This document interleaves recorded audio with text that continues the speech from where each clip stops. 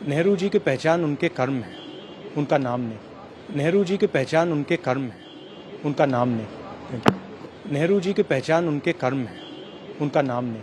नेहरू की 7 बड़ी गलतियां क्या थीं, आज कांग्रेस पार्टी के लोगों को तो समझना ही चाहिए, देश को भी समझना चाहिए। पहली गलती, चीन और कम्युनिज्म पर नेहरू का रवैया बहुत नरम था। दूसरी बात, तिब्बत में चीन के गैर कानूनी कब्जे का विरोध उन्होंने नहीं किया।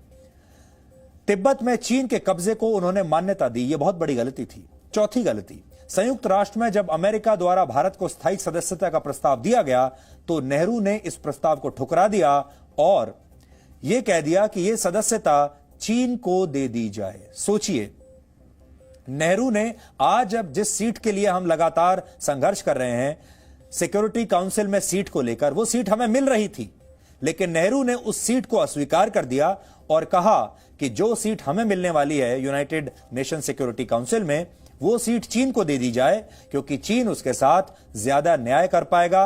और आप देख लीजिए, तब से लेकर आज तक चीन सिक्योरिटी काउंसिल में अपनी मौजूदगी का भारत के खिलाफ ही प्रयोग करता है। पांचवी गलती, चीन को लेकर नेहरू ने लगातार गलत सैन्य फैसले किए और नेहरू की फॉरवर्ड पॉलिसी 1962 में हुए युद्ध का बड़ा कारण बनी।